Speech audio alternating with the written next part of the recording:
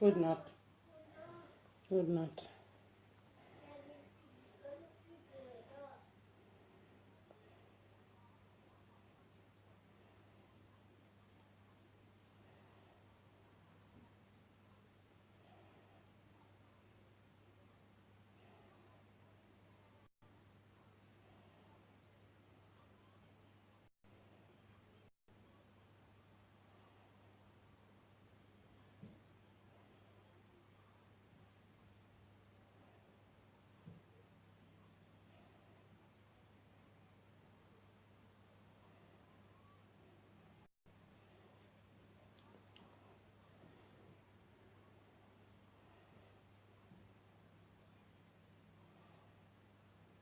Ẹ kálẹ́ o. Ẹ jọ̀wọ́ music tí mo fẹ́ play. Good evening, everybody.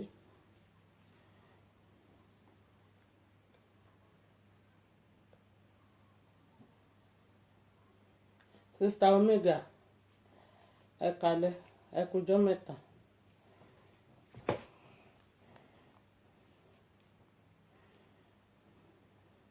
Thomas, one love. Music ìdá.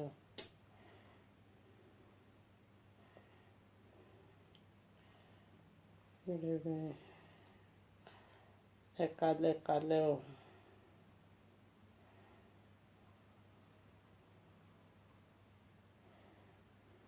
Sister Láyọ̀ tèmi. Good evening, my sister.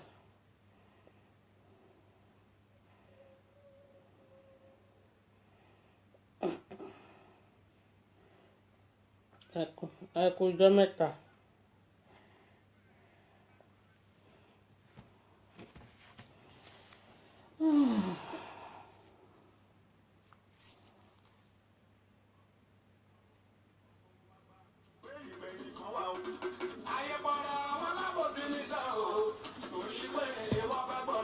Good evening, everybody. Ẹ kálẹ́ o. Ẹ kújọ́ mẹ́ta.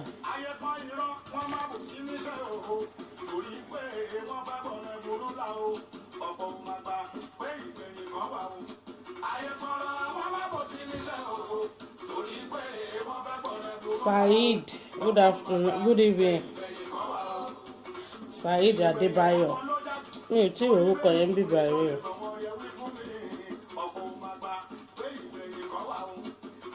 Sister Olúfúnmi, ẹ kálẹ́ o. Sister Láyọ̀, ìyàwó mi,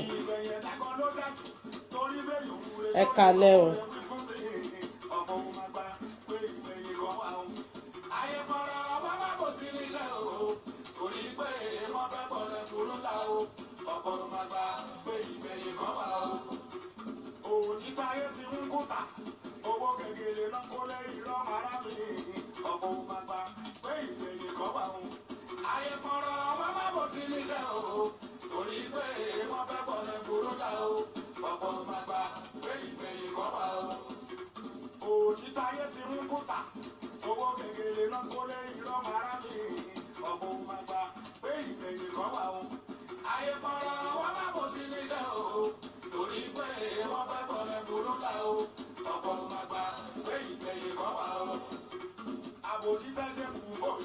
Ó jàre ìyàwó mi, ẹ kújọ́ mẹ́ta o.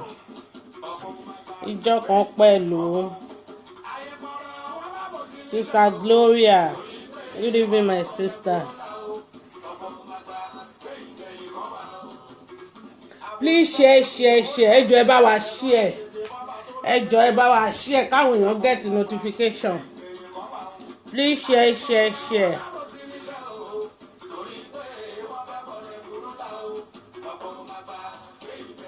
Sister Bolanle, ẹ kálẹ́. Sister Princess, you are welcome.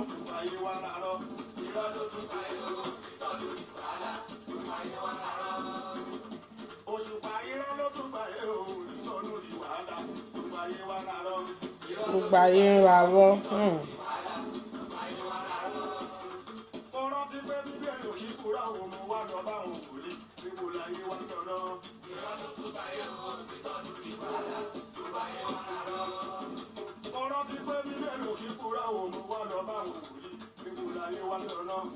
bàbá olómi tèmi ẹ kalẹ̀ o ẹ kújọ́ mẹ́ta sista lẹ́kùtì ẹ kalẹ̀ o please share ìyàwó mi ni ẹ share sista Gloria ní share ẹ share.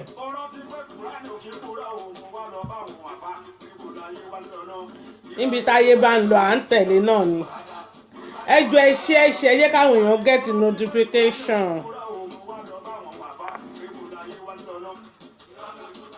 gbogbo ibi tó bá gbomi wọ́n bá dé náà tó kọ̀ǹtínú. bẹ́ẹ̀ ni.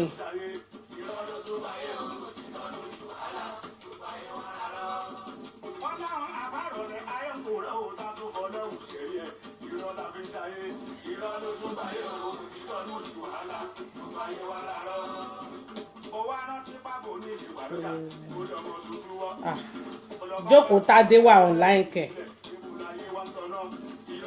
Jókòó Tádé wà online mọ́. Jókòó Tádé wà online. Àná mo dẹ̀ fàná lẹ̀ fún o, ó náà máa jáde lánàá. Mo fàná lẹ̀ fún.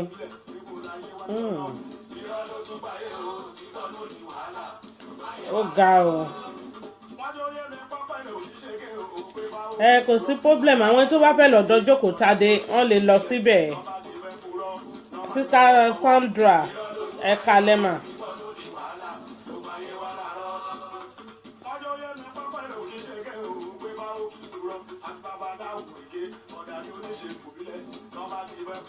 Sister Bọ́sẹ̀ ẹ kalẹ̀ 2 ẹ jọ kí ni ìtumọ̀ 2 tẹ́kọ yẹn. Sister Bọ́sẹ̀.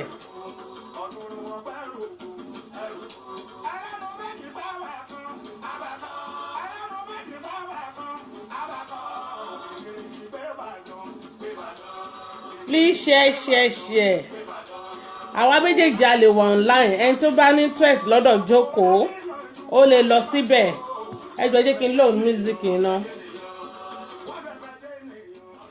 Àwa méjèèjì a lè wà online ẹni tó bá ní interest lọ́dọ̀ Jókòó ó lè lọ síbẹ̀ torí ẹnìkan kan pé Jókòó wà ní online torí ẹ̀ ní ò jẹ́ kí n jáde lánàá torí ó sọ fún mi pé òun máa jáde torí ẹ̀ ní ò jẹ́ kí n jáde lánàá ni mo ní òkè kó go on maybe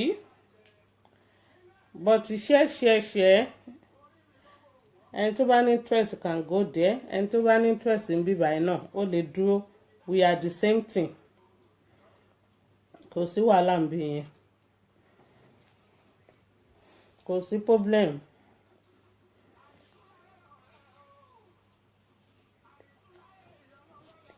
Sister Sandra King sister mi ẹ kalẹ̀. Okay Sister Bọ́sẹ̀dé mo understand yín sìn gba tẹ̀dẹ̀ kọ 2 yẹn ni ò yé mi mo ní kí n béèrè pé kí ni 2 jẹ́ o bóyá tún ti fún mi lórúkọ mi ni good evening my sister ẹ ṣé tẹ́ jẹ́ kí n understand thank you very much. bóyá ti fún mi ṣe mọ̀ pé wọ́n fún mi lórúkọ mi ò mọ̀ pé orúkọ mi ni mo ṣàrí tán kọ kátikàti mo ń wò pé kí ló tún jẹ́ kátikàti mi ò mọ̀ pé orúkọ tó ń ṣẹ̀yẹ̀ fún mi ni ẹ rí pé orúkọ yẹn nice.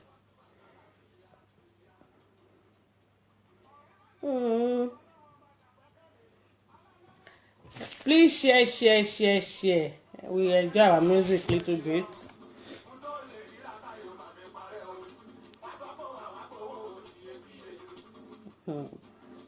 Ayé wọn là ń gbé ń sin náà.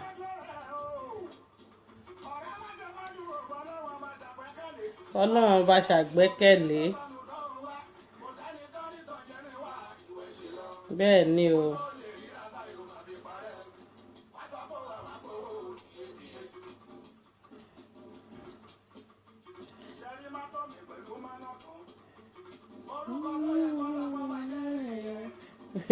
kí ló ń pa yín lẹ́rìn sísá Sandra tó tọ́ ni mo dé à ń gbọ́ kàtìkàtì mo ní èwo ló tún ń jẹ́ kàtìkàtì àbí wèrè làwọn pípò yìí ni.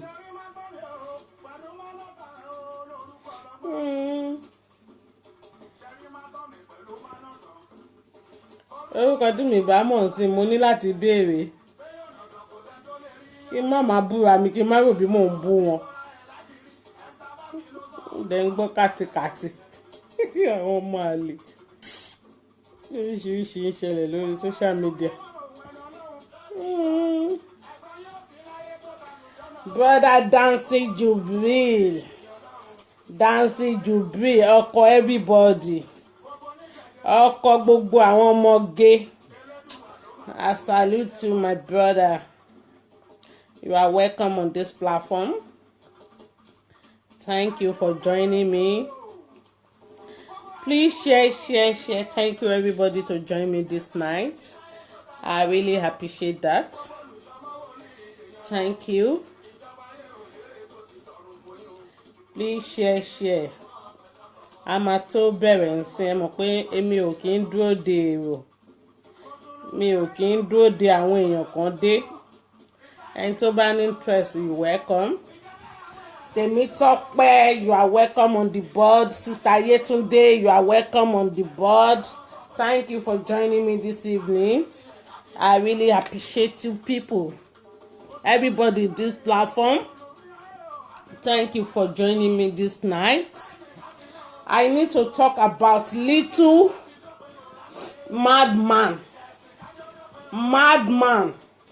Kò ní di pé Saheed Òṣùpá. Please need to stop. Thank you very much. I don't want to use a lot of time. Mo need láti sọ̀rọ̀ nípa madman tó wà lórí social media in this moment now in 2018. The way the madman yìí tó fi ń behave lẹ́nu ọjọ́ mẹ́ta yìí.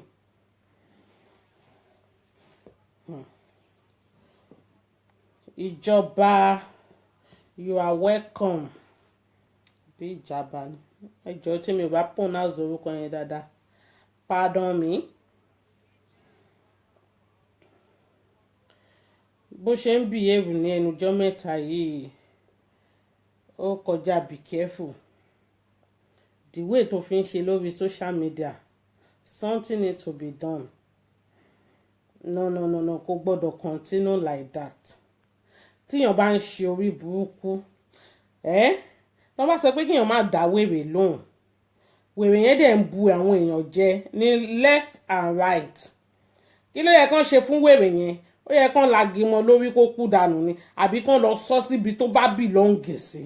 Kò belong sáàrin àwọn èèyàn.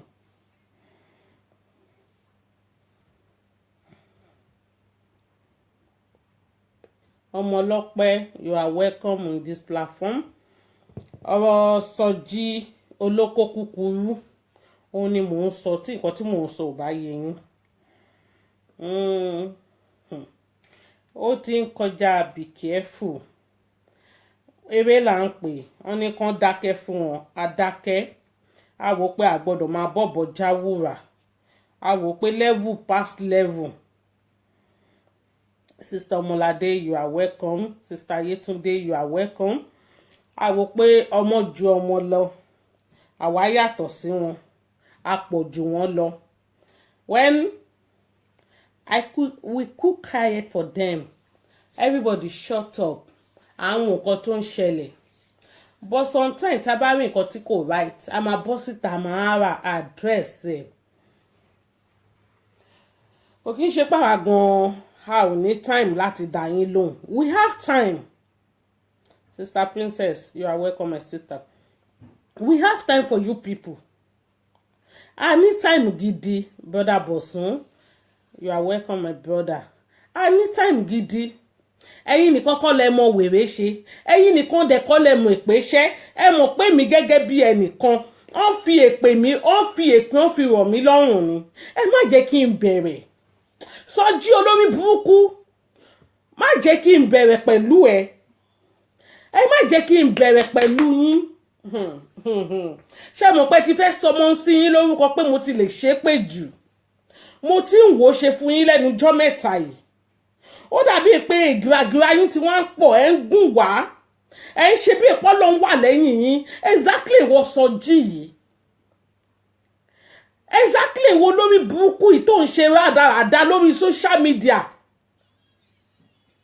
ọkọ ẹnìkan dẹ̀ lélẹ́yìí ṣé o mọ̀ pé òun disgrace àwọn ọkùnrin ni ṣé o mọ̀ pé òun dojú ti àwọn ọkùnrin ni. Soji, let me tell you one thing. Ṣorí nílé ayé yìí ó dàbí èpo mọ báìbù tó gbé dání yẹn ó mọ the reason ẹ̀ ó mọ bí báìbù ṣe ní agbára tó ló ṣe ń mú báìbù ló ń kà á ní ìkà òdì.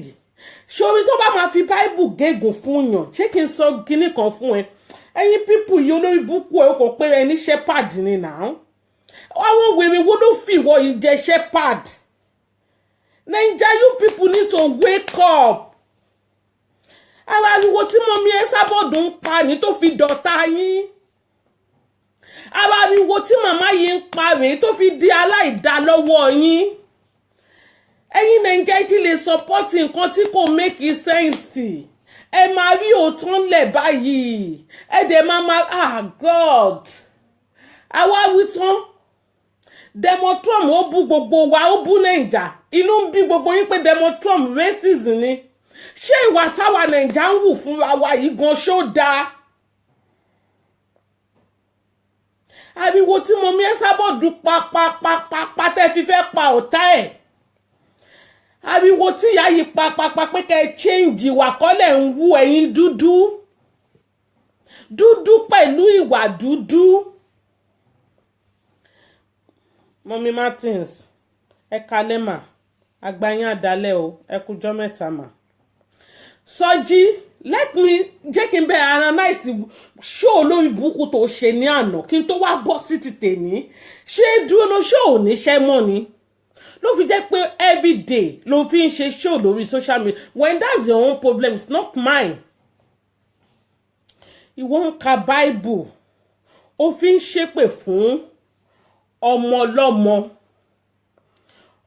ọlọ́mọ ẹ̀yin pípù yìí ẹ stop náà olójú òní lajú ẹ̀ sílẹ̀ kí tàlùbọ́ kò wọ́ náà kí lóyún Kọ́sọ́lá ṣe fún yín ṣé Oyin Kọ́sọ́lá ló ṣẹ̀yìn ni àbí Dọ̀kásì ló ṣẹ̀yìn God bless you too mommy I love you ṣé Oyin Kọ́sọ́lá ló ṣẹ̀yìn ni àbí Dọ̀kásì ló ṣẹ̀yìn olórí burúkú tiẹ̀ ó dẹ̀ ní àwọn ọmọ tiẹ̀ nínú ilé ìwọ dẹ̀ gbé báìbù òfin ṣépè fún ọmọ ọlọ́mọ òun wá ju èpè lé Oyin Kọ́sọ́lá ọmọ tí kò mọ nǹkan kan ọmọ tí kò mọ nǹkan tó ń go on lórí social media ìwọ ń wá ju èpè lé lórí pẹ̀lú báìbù tó máa laná mú ẹ lọ́wọ́ tó gbé dání ó tiẹ̀ ní bẹ̀rù Ọlọ́run lọ́kàn ó tiẹ̀ wò pé wọ́n náà ní ọmọ tiẹ̀ tó jókòó tiẹ̀ ó tiẹ̀ wò pé odidi oṣù mẹ́sàn-án kò kí ń ṣe ọjọ́ kékeré ó tiẹ̀ wọ́jọ́ pé ó ń ta mí ó ń ro mí ká tó wá sọ pé wọ́n dìlíbà ọmọ náà jáde ká tó kó tó wá ro wàhálà ìyá ẹ̀ ní ọjọ́ kan títí tọ́mọ náà fi dàgbà jọjú ẹ̀ níyìí ìwọ lórí burúkú kan ẹni ègbé ẹni ṣètánì èèyàn tí Ọlọ́run ti gégùn fún gbogbo ègúnnú báìbù yẹn ó máa jẹ́ tiẹ̀ tí ògo ṣe ń jẹ́ ti Ọlọ́run bí agbára ẹ̀ bó ṣe pọ̀ tó bó ṣe tóbi tó bí ó ṣe ń pè ní orígun mẹ́rẹ̀ẹ̀rin àgbáyé ní agbára alukuran ní agbára Kaaba Mẹ̀dínà báìbù yẹn bó ṣe ní agbára tó bẹ́ẹ̀ ni ègún inú ẹ̀ ṣe máa sọ̀ lé ẹ lórí mi ò ní ṣépè fún ọmọ ẹ nítorí ọmọ ẹ ò ṣẹ̀ mí but ó wà nínú báìbù pé tí olódodo bá ń jẹ̀yà àbí tẹ́lẹ̀ ìṣẹ́ bá ń jẹ̀yà sorry olódodo máa pinnu ẹ̀ àwọn ọmọ ẹ máa pinnu ẹ̀ nítorí pé kí ni ó ti ń fi ègún ayérayé ó ti ń fi ilẹ̀ fún àwọn ọmọ tó bí pẹ̀lú èyí tó sì wà ní kùn gan tó ṣẹ̀ṣẹ̀ lóyún ẹ̀ ó ti ń bá gégùn ègún tó máa gbà títí dọjọ́ alẹ́ ó ti ń bá filẹ̀ nítorí òun ṣe rádaràda lórí social media ní wákàtí ọ̀wọ̀ yìí ó rò bí nǹkan tó ń ṣe ó da àwọn ayé olórí burúkú àwọn sẹ́ẹ̀tì yín àwọn wèrè bíi tiyín àwọn tó ò ní làákàyè àwọn tó jẹ́ pé brain ni gbogbo wọn ti dọ́bà ìdí ìbàjẹ́ ló ti ń rí gbogbo wọn náà ń ṣámí ó ń kọ̀ọ̀kan kúkọ sórí ọmọ ọlọ́mọ sórí Oyinkanṣọ́lá ẹ̀ ń ṣépè lọ́tún ẹ̀ ń ṣépè lọ́sì àwọn adákẹ́ fún yín ẹ̀ sọ̀rọ̀ yín di champion local champion on Facebook bẹ́ẹ̀ ṣe ń gbé ìyá dọ̀kásì ṣépè lẹ́ ń gbé ọmọ ẹ̀ ṣépè lẹ́ ń gbé dọ̀kásì ṣépè lẹ́ ń gbé mọ́mí ẹ́sàbọ̀dù ṣépè ṣẹ́yìn ti gbàgbé ní pé ẹni tọ́lọ́hun ò bá gégùn fún kò sẹ́nibọ́dì tó lè gégùn fún Ọlọ́run sọ yí pé ìgbàgbọ́ ẹ máa ṣe kí ni ó máa mú ẹ lára dá tí Ọlọ́run ò bá kọ́ sẹ́ta nìyálà yá anybody tó lè sọ pé òun fẹ́ gégùn lé ẹ lórí ìwọ wá ń ka báìbù òfò báìbù sọnù òdì báìbù ni wọ́n ń kà náà sórí gbogbo orí burúkú tó tẹ̀ ń ṣe láti jọ ìmú kan ń wo ẹ̀ mo ń dúró ní 20 mile mo ń wò pé baálé ilé kan ló dẹ̀ ń ṣorí burúkú báyìí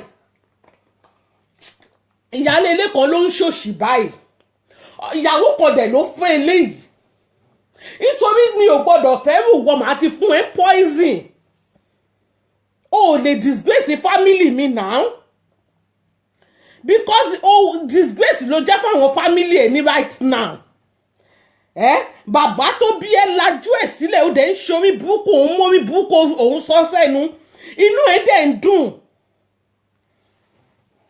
Sister Mercy, you are welcome, my sister. Sister Yabode, Ekalema.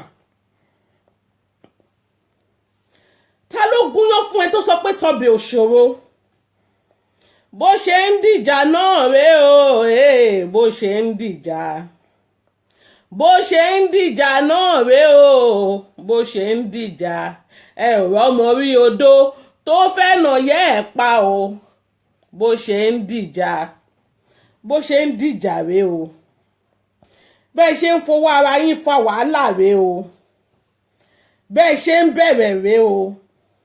Tó bá wá yá tágbára yín ò bá kà mọ́ tán bá kọjú sí yín tí a yíjú padà táwọn ọmọ ewé yíjú padà sí yín ọmọ máa pariwo yẹ Ẹsábọ̀dù ni bàbá Ẹsábọ̀dù ni ọmọ Ẹsábọ̀dù ni ọ̀hún rí yín sìn yìí o ìgbà tẹ́ ń fa wèrè lọ́yàn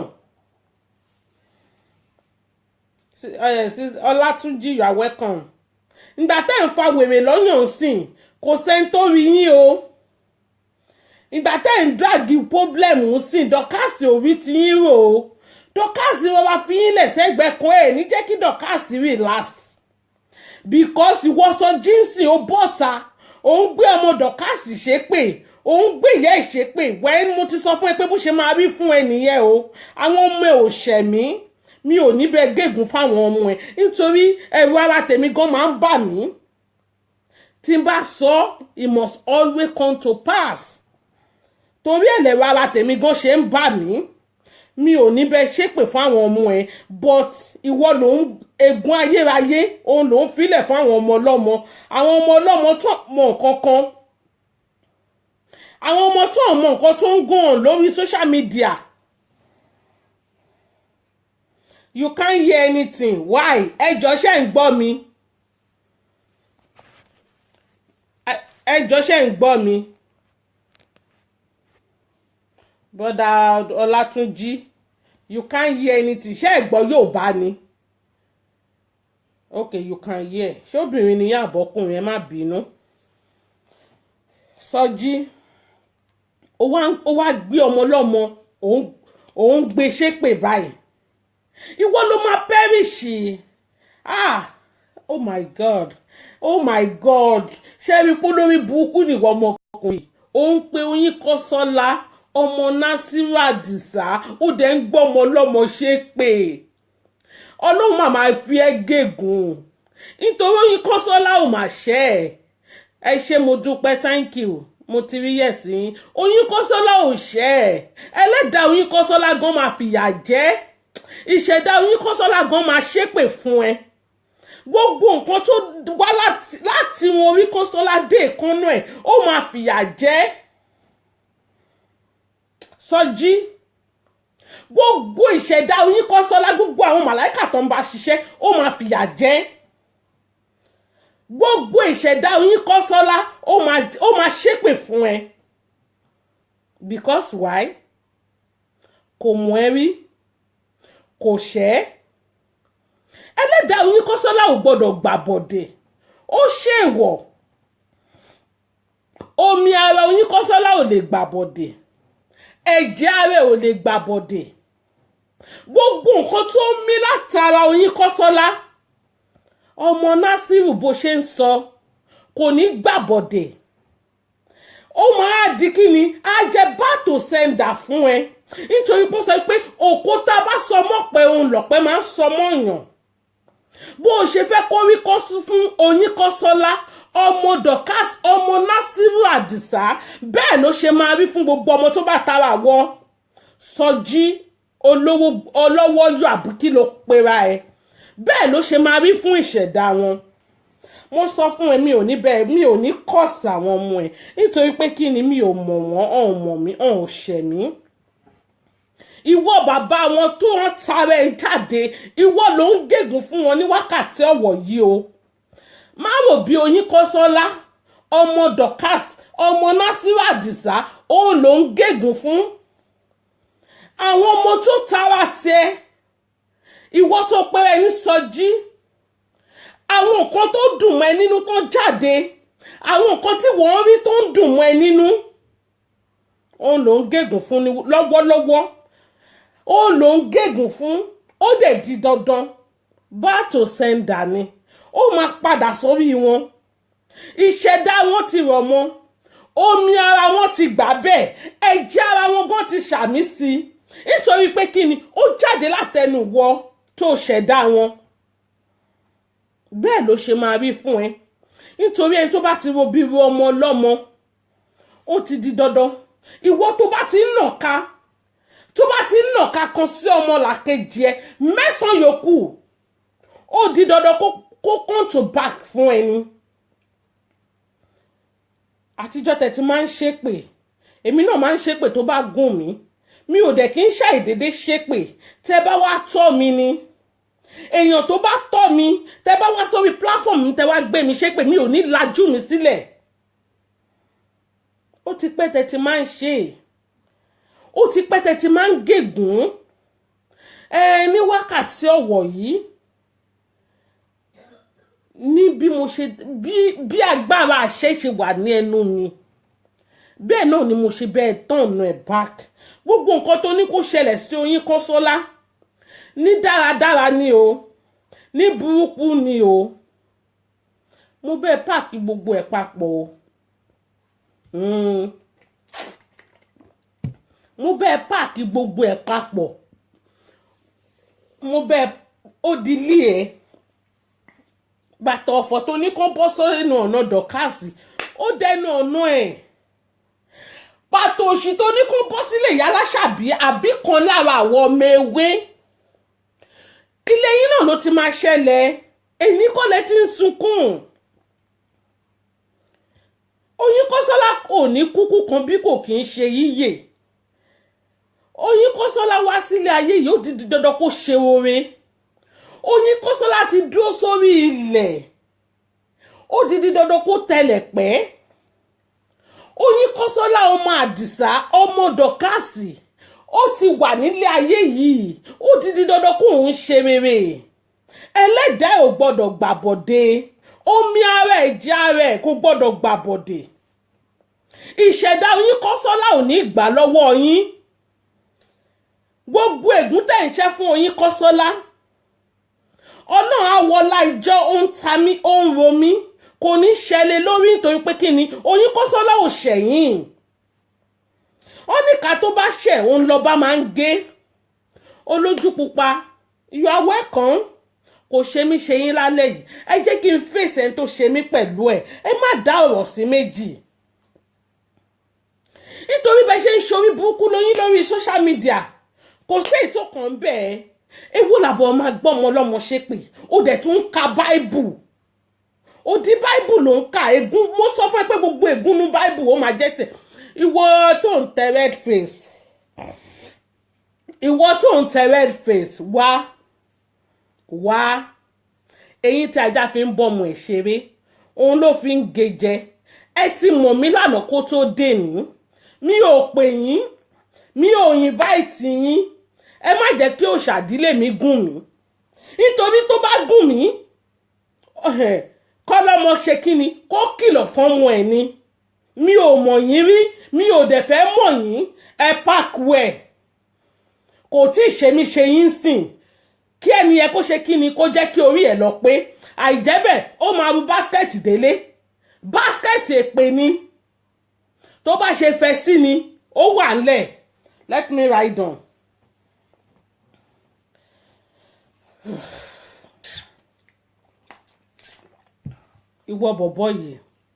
ìwọ bọ̀bọ̀ yìí èpè náà ló máa pa ẹ́ o ó ní èpè ló máa ń pelé pè àṣàsí ló máa ń pa lásàsí èpè ló máa pa ẹ́ ó ní Oyin Kọ́sọ́lá ọmọ dọ̀kásì ọmọ Adébísí ọmọ ìwọ yìí dẹ̀ ń gbàdúrà fún èèyàn ìwọ yìí dẹ̀ ń wọnú ọ́tà ọmọ wọn náà ṣírí pẹpẹ ò kí ń tú àṣírí tí ẹ máa tú wàá ṣẹ̀sìn Sister Princess you are welcome Sister Princess Yemi you are welcome Olúmídé good evening. àwọn ṣẹlẹ̀ kí ló dé tẹ̀yìn pípù yìí tó wá jẹ́ pé nù ṣẹlẹ̀ lẹ ti jáde wọn náà ṣírí pẹpẹ ò kí ń tú Sọjí àṣírí ẹ máa tú. Sọjí olówó yọ̀ wá ṣe ẹ̀sìn láyé ọmọ gbọ́ lọ́run Sọjí gbogbo ègúnnú báìbù á jẹ́ tìwọ àtọmọ ẹ. Sister Nike good evening. gbogbo nǹkan tó ń rò kó jẹ́ tiwọn bẹ́ẹ̀ ló ṣe máa rí fún ẹ. because why tíyàn bá sọ pé gúnlé bàbá èèyàn máa jó tí ò bá jó mọ́ kò sí babaláàgbà tó máa ń múyàn sí i. àwọn olórí burúkú kan dẹ̀ wà lórí ilá ìyẹn ó dẹ̀ ń comment olórí burúkú kan wà ń bẹ̀ ó ń sọ fún ẹ pé kó ride on àwọn abaniláyọ̀jẹ́ kan wà ń bẹ̀ inú wọn ń dùn fórí burúkú tó ń ṣe yìí àwọn ò tiẹ̀ rò pé tó bá tẹ̀ wá jẹ́ pé irú àwọn ló ṣẹlẹ̀ sí ń kọ́ ẹ tiẹ̀ wò pé nìkan ló ń gbé ṣépè ẹ wò pé ọmọ kan náà ń ka ègbé bíbélì lé lórí ẹ̀yin àgbà òṣì kan ẹ̀dẹ̀ jókòó síbẹ̀ ń ṣe àmì Yorùbá ìkà nìyí ẹ̀yin lè máa ná dé gún ẹ̀yin náà lè máa ná dé ògún mọ́ dọ́kásì náà wọn ò jà mọ́ ṣọ́ràn wà ń bẹ̀ ni ṣọ́ máa ń múyàn sí ni.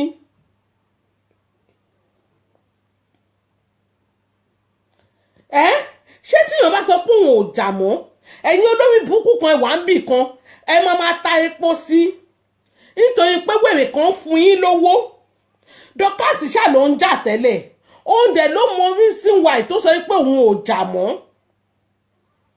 ṣé mọ̀ pé wọ́n máa ń kan wọ́n gbà míì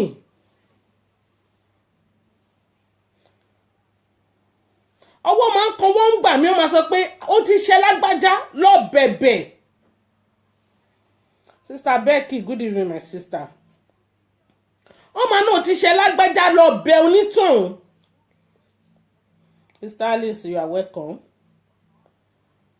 ṣé mo pọ́ tẹ́lẹ̀ òun ló máa jókòó ó máa ṣe gbogbo àrà tó bá wù ú ẹ̀hìn èlé ẹ̀ ride on go on ọmọ tó gbásì ọmọ tó dá ọmọ tó bend.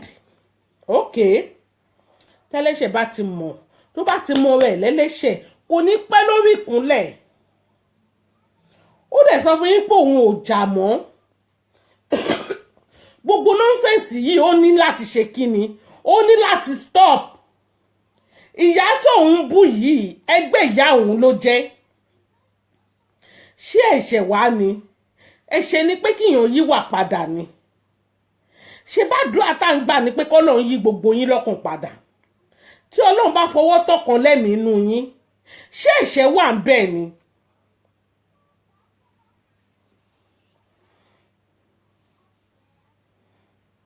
ṣé ẹ̀ṣẹ̀ wà ń bẹ̀ ni nítorí pé wá sọ pé òun ò jà mọ́ ń sìn nǹkan tó fi ṣẹ̀yìn nìyẹn o òun ò bá yín bú èbú mọ́ ẹ̀mí òun ò gbé mọ́ ẹ fèsì màmá ẹ sábọ̀dù fúnra yín òun ló wá ti di pọ́ ọ̀tá ọmọ ẹ̀ máa kú ìyá ọ̀tá ẹ̀ máa rìn lọ. Sister Blessing, good evening ma. àwa tàti ẹ̀jọ́ mewé gan ìgbà tí dọ̀kásì ń búyà tiwa tó ń bú mọ́mí ẹ sábọ̀dù ẹ mélòó lẹ́rí ká bú màmá ẹ̀ lọ bí alára àbí gbà wo lẹ tiẹ̀ rí pé ká dárúkọ yín kan sọ́lá. ẹ lọ gbé késẹ̀tì yẹn jáde tẹ bá ní ẹ lọ gbé jáde kẹ wá pílẹ̀ pé àṣebégbà tó wà lọ́dọ̀ yẹn yìí náà máa ń gbọ́ ọmọ ẹ̀ ṣépè nǹkan ẹyọkan tó kù tá a ṣe nìyẹn pé ká gbé ọmọ ẹ̀ ṣépè ẹ tiẹ̀ wọlá ọjọ́ kan tó fi bá yín mú empire yìí tó fi mú dúró ní ìgbà tí ọ̀gá yín lọ sí Nàìjà let me take you back nítorí ìwọ àsáwọ̀ ni ẹ́ ìwọ ó gbọ́kùkù omi inú òjò ni àbí báwo náà ṣe ń pè é ó sáwá ni nítorí ìgbà tó ju ogun le gan àmọ́ bí tó lórí burúkú ẹ̀ tó wà ìgbà tó ń wá ẹni tó máa kojú ogun àmọ́ bí tó rákó ló sí irú ìwọ ìkọ́nà tiẹ̀ ń sọ ń gbà yẹn ìgbà tó ju ogun le who know you wọ́n fún ẹ ní fíìm bọ́tù ni ìwọ náà dẹ̀ bọ́ tánsìn òun ṣapá bíi tó òun ṣẹ̀yìn bí ọ̀rá òun ṣe bí ìpọ́nà ń wà lẹ́yìn ẹ̀ olórí burúkú Sọjí ó dìpù Sister Princess ó dìpù gan ni ẹ máa wà àwọn Yorùbá yìí ò jẹ́ kí n mú ẹ lọ sí bag ẹjọ́ ẹdú ẹ̀yìn tèmi ṣé ẹ rántí ìgbà tí ọ̀gá wọn lọ sí Nàìjà tí kò sẹ́ni bọ́dì tó lè gbé ojú ẹ̀ jáde tí kò sí ìyálà ìyá yìí tó lè kojú mọ́mí Esabod dọ́kásì mà ní ò mà jẹ́ kẹ́ńpáyọ̀ ọ̀gá yín wò ṣé ti yá gbàgbé náà ni ṣé ti yá gbàgbé nìyẹn ni how many years ni lady yìí fi wà pẹ̀lú yín so many years ó dẹ̀ rí pé iṣẹ́ tó mọ àlè yìí tó ń ràn òun ò fẹ́ jíṣẹ́ yìí mọ́ ẹ má bà tòun jẹ́. Sister Princess Abeni, good evening my sister. Ó dẹ̀ wò pé kẹ́ má bà tòun jẹ́ òun ò ṣiṣẹ́ burúkú mọ́ òun ò bá gbàlagbà mọ́ ṣé ọ̀ràn wà ń bẹ̀ ni òun ló wá di pé ń gégùn lé ọmọ ẹ̀ lórí ẹ̀ ń gégùn lé ìyá ẹ̀ lórí. Only God will smile Only God máa smile there with the sword. Jẹ́ kí n wá sọ fún ẹ Ọlọ́run ò kì í ṣàwọ̀ èèyàn Ọlọ́run ò dẹ̀ lè jẹ́ àwọ̀ èèyàn láéláé forever. Ẹ̀yin wí ni wọ́n ní rírò ní tènìyàn ṣíṣe ní ti Ọlọ́run ọba ìwọ ń kà ní pé kó rí bẹ́ẹ̀ fún un Ọlọ́run ò ní gbà fún yín gbogbo Bible tó ń kà yẹn it must come back to you because why o ka Bible yẹn sórí nǹkan tó right ìwọ ló máa perish ìwọ tó ń pè ní Sọjí ó máa perish tọmọtọmọ. Sister Nikki ó máa perish tọmọtọmọ bó ṣe sọ pé àwọn ọmọ màmá máa perish ó máa perish tọmọtọmọ. Ó ní ohun ẹ̀ tó wà ní orí ẹ̀ ó máa jẹ́ idẹ ó mà ga o ènìyàn abìdíyàn yàn ẹ̀yin Yorùbá ẹ má jẹ́ káyé bàjẹ́ tán lórí yín Yorùbá ẹ̀rù yín bà mí ẹ̀yin lẹ máa sọ pé good morning ẹ̀yin náà lẹ tún máa sọ pé ìgbà wo lẹ sọ pé good morning ẹ̀yin tẹ̀ ń rẹ́ẹ̀lì Dorcas lọ́jọ́ kìíní àná ló wá yí bírí báyìí tó bá ń gbọ́ ó yí bírí ó yí kan ẹ o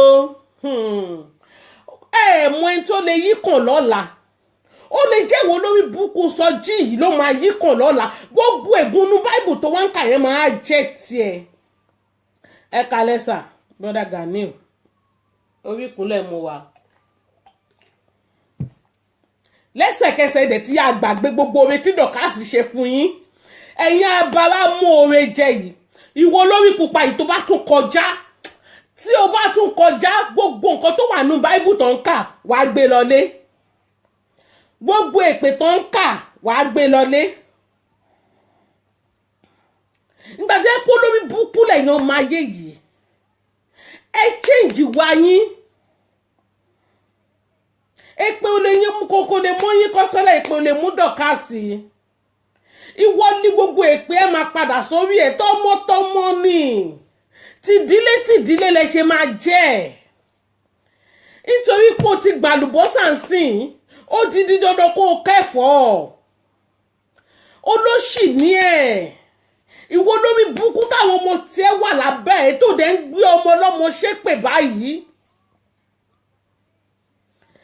ìwọ lórí burúkú Sọjí ara báyìí tó yẹ pé látijọ́ tó ti wo orí Facebook o kò ní sinmi pẹ̀lú báìbù tó fi ń kó wọn lómi ọbẹ̀ jẹ pẹ̀lú fake pastor tó jẹ́ ibẹ̀ làwọn olórí burúkú kan dẹ̀ wà ń bẹ̀ nínú wọn ń dùn náà ń ṣe àmì àwọn dẹ̀ ní ọmọ tiwọn nílé o àwọn Yorùbá yìí ní ọmọ tiwọn nílé o àwọn aláyé bàjẹ́ àwọn aláyé polúkú muṣu yìí ìwọ kọ́ ló ṣẹ̀dá Dọ̀kásì ìwọ kọ́ ló ṣẹ̀dá Oyin Kọ́sọ́lá ìwọ kọ́ ò lè ṣépè fún wọn kó mú wọn àdàbí tó Oyin Kọ́sọ́lá bá wùwẹ̀ èpè Oyin Kọ́sọ́lá ò dẹ̀ wùwẹ̀ èpè nítorí pé kí ni kò tí ì ní ẹ̀ṣẹ̀ lọ́rùn ọmọ kékeré sì ni Sọjí you are just wasting your saliva number one òun waste ẹ̀jẹ̀ o tún wá ń gégùn lé gbogbo nǹkan tó tara ẹ̀ jáde òun gégùn lé wọn lórí. Sister Fọlákẹ́ you are welcome.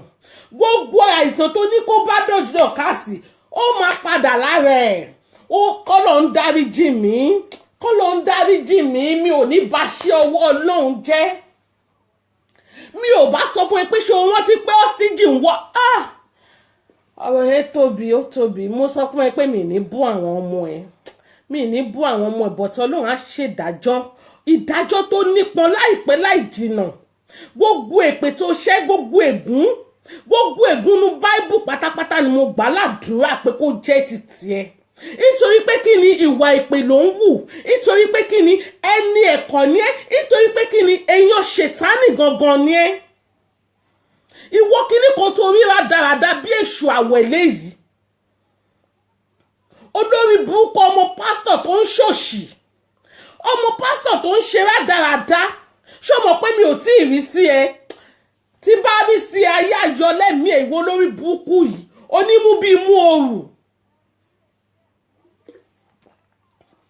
ṣé ń gbọ́ o ó ní kí Ọlọ́run kó ṣáwà Dọ̀kásì pẹ̀lú ọmọ ẹ̀ with blindness with madness ṣé ẹ wá dúró èpè tó ń ṣẹ́ lọ́mọ inú wa àti Dọ̀kásì jẹ́ kí n fún ẹ lẹ́sàmpù kan irunkun aṣọ fàyà èròjà wèrè tí ń ṣe kí ni èròjà wèrè tí ń pè nínú wa àti Dọ̀kásì ta ló ń ṣe wèrè inú ọmọ àtọyín Kọ́sọ́lá ta ló ń practice wèrè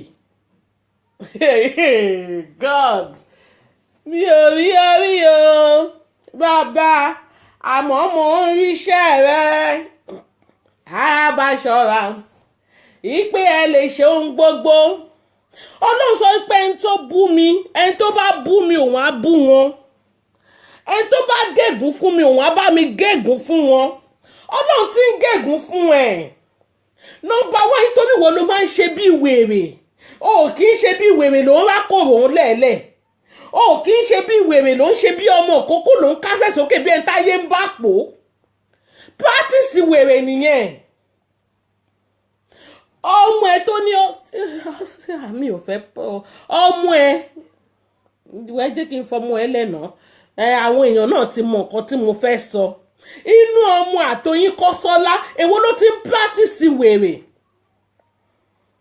ẹ jẹ́ ká mọ̀ náà Oyin Kọ́sọ́lá ó máa ń ṣe bí bọ̀tá ni ọmọ tàbí kọ́lọ̀ ń dáríjì mí mo bí tèmi ta ló wá ti ń practice wèrè ó wá sọ pé kọ́lọ̀ ń ṣáwà wọn kó fọ́ wọn lójú ìwọ lọ́lọ́run á fọ́ lójú inú ọlọ́run á fọ́ ẹ lójú ìta wàá di bábíyá ńlá wàá di ẹjọ́ ta ló jókòó síbẹ̀ yẹn èpè kọ́ leléyìí o èmi ò ṣe pé o òṣàdílé mi ò gùn mí lẹ́ni o but ẹ má jẹ́ kó gùn mí bẹ́ẹ̀ ṣe rọra ń listing sí mi tẹ́ ń wò mí yìí náà ní kẹ́ rọra máa listing ṣé wàá rí wàá di ta ló wọlé wàá di bábíyá ńlá àṣírí ààbò bábíyá ńlá ṣọ́jí fọ́lójú bábíyá ńlá orí ìwálẹ̀ wá ti mọ fíṣù ẹ̀ ó ti mọjọ́ ọ̀la ẹ̀ torí ẹ̀ ló ṣe gbé ẹ lọ sí Sábó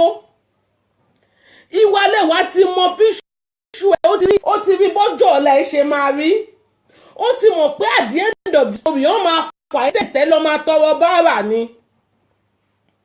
torí ẹ̀ ló ṣe bá mi rẹ̀ lọ sí Sábó ń gèrí kó lọ máa ṣàgbé ìwọ náà wá fẹnu ẹ sọ pé wọn á fún lójú á fún ẹ ní tìta ó dẹ̀ dídí dandan bẹ́ẹ̀ ló ṣe máa rí fún ẹ àṣẹ ọ̀rọ̀ ni ó ní ọ̀rọ̀ jáde àṣẹ́gun Sọjí olówó yọ àbí kí ló pèrè whatever bá pèrè ìṣẹ̀dá ẹ̀ ń gbọ́ mi ní wákàtí ọ̀wọ̀ yìí gbogbo nǹkan tó sáré jáde ó ń gbọ́ mi ní wákàtí ọ̀wọ̀ yìí ó di dandan kó rí bẹ́ẹ̀ fún ẹ nítorí nǹkan tó béèrè fún ni nǹkan tíyàn bá béèrè fún òun ló máa ṣẹlẹ̀ nǹkan tó béèrè fún ni Dorcas ò béèrè irú ẹ̀ fún ẹ kò lè jẹ́ ti Dorcas kò lè jẹ́ Tóyìn Kọ́sọ́lá kò lè jẹ́ ti mọ́mí ẹ́sà bọ́ọ̀dù Talkless àwọn ọmọ tó bí ìwọ ló fẹ́nu ara ẹ pé ọ̀nẹ́nu ọlọ́kùn ló fi máa ń pe kọ́ àbí báwo ẹ̀yin Yorùbá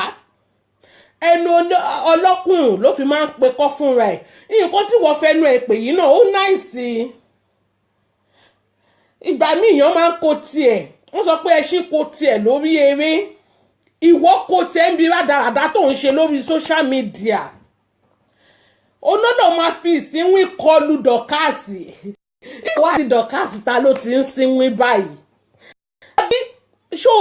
ṣé brain ẹ̀ work ni ṣé o dev ni àbí dumb ni ẹni àbí wèrè ni ẹni inú wa ti Dorcas ta ló ti ń ṣe rádaràdà báyìí ta ló ti ń ṣe bálabàla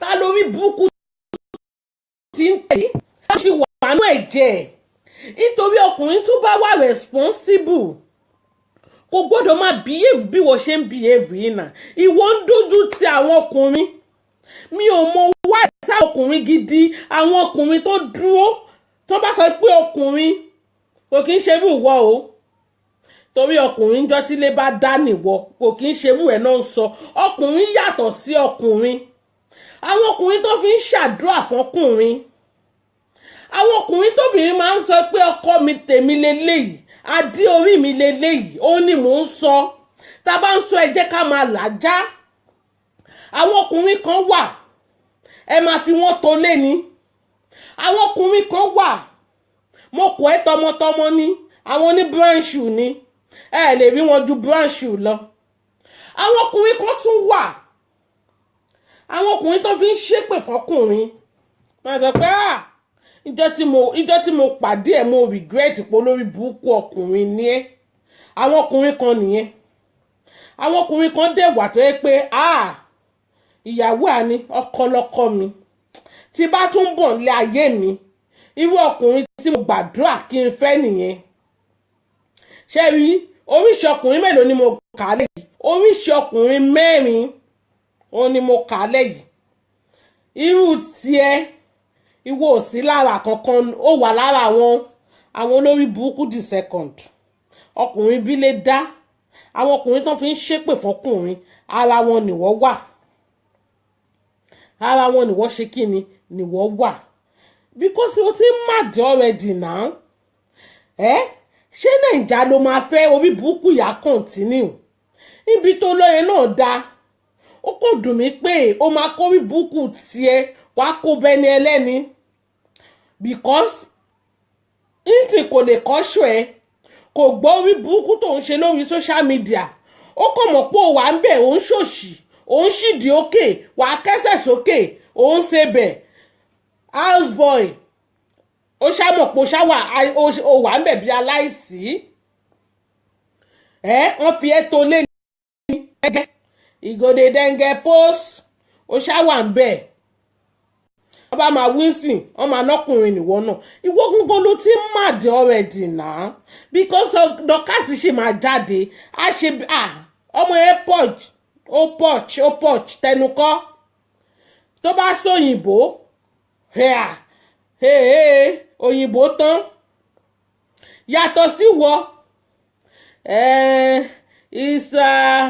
ìṣe coming going ó rí pé yàtọ̀ síra yín ó fi ẹ̀sìn ẹ̀ ò fi pamọ́ ó kàn ń túra ẹ láṣìírí síta ẹ wá ní Dorcas máa máa dì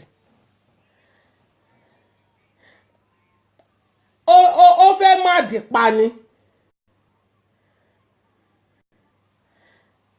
ẹjọ́ Yorùbá tẹ kọ yẹn mi ò tiẹ̀ rójútu ẹ̀ ẹjọ́ lórí pláfọ́ọ̀mù yìí English ní kẹjẹ kó máa wà ń bẹ ẹ má bínú ọmọ Yorùbá ni wá but ẹ̀mí mi ò gbé ẹ bá ń gbọ́ ẹ̀mí wọn ò gbé mi ò ní parọ́ fún yín mi ò ní sọ pé mo gọ̀ kí mi ò ní sọ pé mo gbọ́n kí n gọ̀ àbí báwo náà ṣe ń pè mi ò ní ṣe jura mi lọ. ọmọlẹ́wà padà sọ́dọ̀ English pẹ̀lẹ́ jẹ́ ká fi Yorùbá lẹ́ǹbi tá a wà yìí ẹ̀mí mi ò gbé mi ò ṣakọ́ jẹ́ ká padà sọ́dọ̀ English àwọn yẹn sì náìsì díẹ̀ ṣe láwọn Yorùbá yìí wọ́n jù mí lọ àwọn ọmọ sí nìyẹn ó wá ní Dorcas máa máa dó fẹ́ má dì pa ni olórí burúkú ni ẹ máa ń olórí burúkú ni ẹ máa ń ó ń ṣòṣì confam ìwọ lolúwa ti fi sínwín kọlù náà olúwa máa fún ẹ lójú wàá di bábíyá ńlá àbọ̀dẹ̀ lélẹ́yìn ni ó ní practice ẹ̀ Dorcas ò tí practice madness bẹ́ẹ̀ ṣe ṣépè fún tó kò tí practice ẹ̀ aníwèrè lórúkọ sàmì ẹ̀ Oyinkanṣọ́lá tó tiẹ̀ ń sọ yẹn ló tiẹ̀ ń bí ẹ̀mí nínú because Oyinkanṣọ́lá sùn ó ń jí kò mọ̀ pé ìṣòrí burúkú lórí social media ìbábá ńlá rẹ̀ ló pa ó máa pọ́ sórí tí Oyinkanṣọ́lá bá dàgbà gbogbo nǹkan tó bá dáwọ́ lébẹ̀ ó máa yọrí sí rere ni gbogbo nǹkan tí Oyinkanṣọ́lá tó bá fi owó ẹ̀ sí báyìí ó máa yọrí sí rere ni gbogbo dream ẹ̀ ó máa come to pass Ọlọ́run ó ní gbogbo nǹkan tó bá dáwọ́ lé kò ní prosper for where ọmọ ìlú àjọ dream o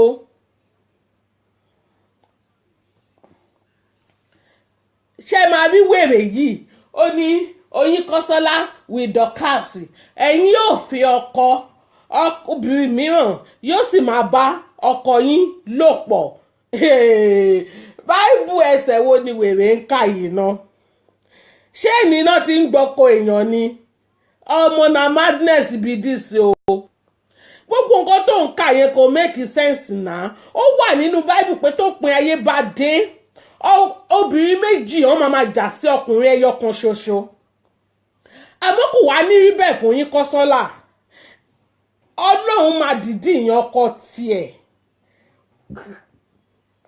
egungun ra ẹ̀ lọ́lọ́run máa fún un torí bí òun ẹsẹ̀ báìbù tó ń kà àwọn ọmọ ogun wo ló sọ bẹ́ẹ̀ ló máa kọ́lé kò ní gbé bẹ́ẹ̀ ṣé ìwọ tó kọ́lé gbé ti wèrè ìwọ tó kọ́lé sí tó tiẹ̀ ti kọ́lé olórí ìbú olóòrà alẹ́ kan sí Dublin olóòrà alẹ́ sí London letter accept olórí ìbú látijọ́ tó ti dé ìlú òyìnbó ṣé ilé tí wọ́n ń kọ́ ló ń gbénú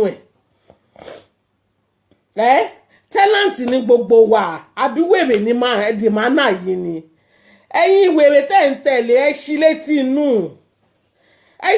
inú kó yẹ máa disgrace ara ẹ̀.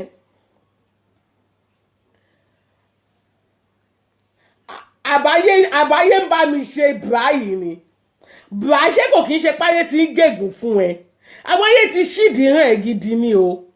ó ní gbogbo àwọn tí ó lọ wo show Dorcas ọmọ Adébísí gbogbo àwọn olólùfẹ́ Dorcas ọmọ Adébísí gbogbo mo máa ti rẹ́rìn ìgbà kékeré mi ẹ̀ máa gbà mí a máa ti fa wèrè lọ́yàn o wàhálà wà lórí social media gidi ni o ẹ máa gbọ́ nǹkan tí wèrè wí ó ní gbogbo àwọn olólùfẹ́ Dorcas tó ń lọ wo show Dorcas live gbogbo àwọn olólùfẹ́ Esabod tó ń lọ wo mo ti ríre láyé mi ó ní tó ń lọ wo show mọ́mí Esabod live gbogbo yín ẹ máa fẹ́ ọkọ gbogbo yín ẹ máa fẹ́ ìyàwó ọkọ ẹ máa fọkọ lọ́kọ.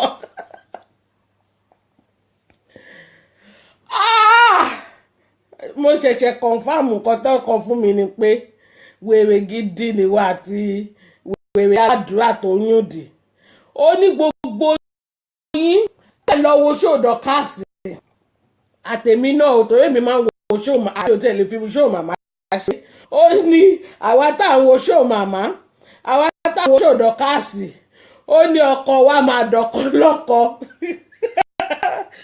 ẹ wo ọkọ tó bá fẹ́ lọ ó free láti lọ o mi ò dì mú ó ti róbò tuntun nìyẹn ó ti rí òbò tán ti fi àdódùn sí ó dẹ̀ bá lọ kí lẹ̀ṣẹ̀ ń bẹ àbí wèrè ní bíráyì ni ṣé dandan èní ló ti róbìnrin tó ń tẹ̀lé ọkùnrin ni mo mà ti wọ one chance o bọ́bọ́ yìí ó sick man ọlọ́run ó yẹ kó lọ máa gba kẹ́mò bọ́gà ìṣe ń gbà ni ṣé wo okay now ṣé àgbọ́dọ̀ wo show Dorcas ló ń sọ fún wa ń sìn àgbọ́dọ̀ wo show mọ́mí Esabod nítorí pé kọ́ má gbàgbọ́ kọ́ mi àbí kọ́ kárí ọkọ kọ́ máa kárí ẹ̀ go forever wèrè ni ẹ o okay mi tiẹ̀ wá yọ̀ǹda ọkọ ìyẹn tún ń kọ́ ẹjọ́ ẹ̀yin tẹ́ bá nídìí ọkọ ń bíbá ẹ ráìtì ẹ̀ máa fún yín lọ́kọ mi free of charge ni mi ò gbowó nítorí mo fẹ́ kí wèrè Sọjí yìí kó mọ̀ pé èpì ẹ̀ ó ti fọ́nì jù anybody can collect ọkọ mi tó rí obìnrin mi tójú ẹ̀ wà ń bẹ̀ nǹkan kan carry ẹ̀ go na who send ọmọ yóò a máa di o àwọn wèrè kan dẹ̀ jókòó síbẹ̀ yẹn ọ̀dẹ̀ ń kọ̀kọ́ kúkọ tẹ̀lé ẹ ọ̀yàn máa yẹ ewé kí o Sunday brain yìí ló bá tán àbí sister princess ló bá tán ẹ wo Sọjí nídìí ẹ̀pù gidi ni o ẹni gbogbo yín ẹjọ́ ẹni ẹ̀pù Sọjí eléyìí ó ti kọjá madness o báwo ló ṣe máa ṣe wéèpè báyìí pé gbogbo àwọn tó ń wo mọ́mí Esabod gbogbo àwọn tó ń wo Dorcas ọkọ wọn ó máa lọ dúró ẹlòmíì òbòrè náà free of charge anybody can togi sádò wọn kí ni ẹ fi ń ṣèyàn ayé ń lọ náà ní ṣáyé parẹ́ ni ọkùnrin kọ̀ọ̀kan ló ń fẹ́yàwó méjì ni ṣé nítorí páwọn yẹn lọ wo show Dorcas lọ́kọ wọn ṣe fẹ́yàwó kejì ni wèrè máa ní bra yìí bra ayé ti gẹ̀ẹ́tì ẹ̀ o wọ́n ti ń bá mi dìẹ́ gidi ni wọ́n ń bá mi ṣí ẹ́ kọ̀ǹfàmù ni eléyìí èmi gan kọ̀ǹfàmù ẹ̀pọ̀ ń ṣí ẹ́ ẹni tó sọ fún mi pé ìyá wèrè gan mo ṣẹ̀ṣẹ̀ rí pé confam madness pọ̀ ní London gan ni London gbàlejò London mo fi tán máa kó gbogbo yín sí ẹ jẹ́ gbogbo ẹ̀yin tó bá gbọ́kọ yín lọ ẹ fọkọ́ lẹ̀ o ìwọ tó bá dẹ̀ fẹ́ lùsì ọkọ má wo ṣó dọ̀kásì o kó dẹ̀ má wo ṣó mọ̀mí ẹ sábọ́ọ̀dù ó dẹ̀ má wá wo ṣó tèmi náà torí ó lè wá wo ṣó náà kan tún gbọ́kọ̀ lọ ń bí o torí ọ̀nà dá ìpètú la tún rí lálẹ́ yìí o ṣẹ́nu báìbù náà lélẹ́yìí wà ẹ wo ẹbí lè pé ṣátàbó ló ń kà Sọjí ọlọ́wọ́ kúkúrú.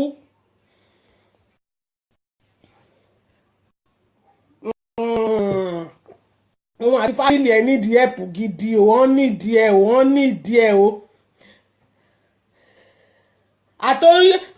àti olólùfẹ́ Oyin Kọ́sọ́lá kí ló tún kọ Oyin Kọ́sọ́lá ṣé Oyin Kọ́sọ́lá tún ti ń ṣe ṣóò ní mọ́mí Ruth ẹ̀ka lẹ́mà ẹjọ́ ṣé Oyin Kọ́sọ́lá náà ń ṣe ṣóò ní ṣé ti wo ṣóò Oyin Kọ́sọ́lá rí ni àti olólùfẹ́ Oyin Kọ́sọ́lá náà gbogbo wọn máa kọ́lé ọ̀wá ní gbénú ẹ̀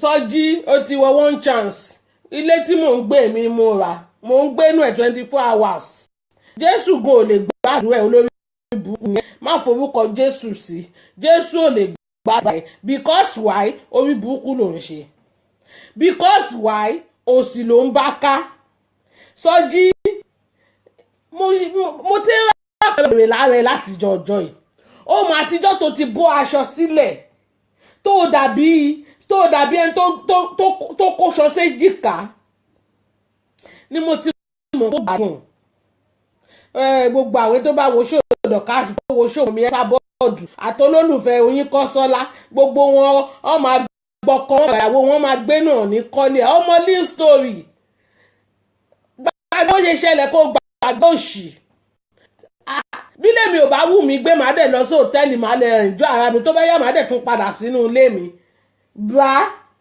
ọmọ your brain is dull.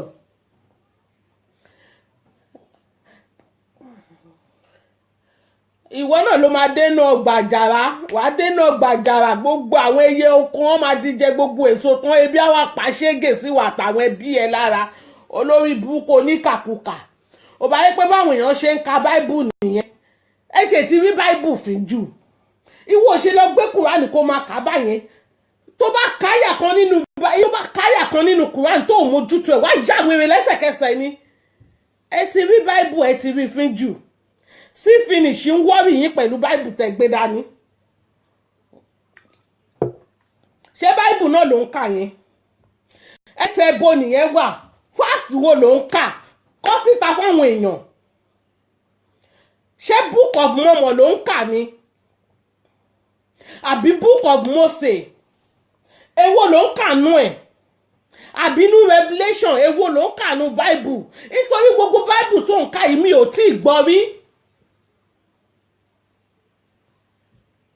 ọmọ wèrè ní ẹ wèrè lórúkọ sàmì ẹ ìjọ tán bí ẹ wèrè ló yẹ kán fún ẹ o ò sọ jí rárá orúkọ tán fún ẹ yẹn kò bá ẹ mu ó lòdì sófin ó lòdì sí style ẹ o ò sọ jí búgijẹ ló yẹ kán sọ ẹ àbí wèrè la bí àwọn orúkọ tó fit ẹ nìyẹn nítorí o mọ bó ṣe ń practice wèrè bàjẹ́ ẹ máa wo nǹkan tí wèrè ń kà. Anybody tó bá fẹ́ gbé ọkọ ẹjọ́ ẹ right mi ẹ send mi ní message ọkọ wà nílẹ̀ tẹ́ lè gbé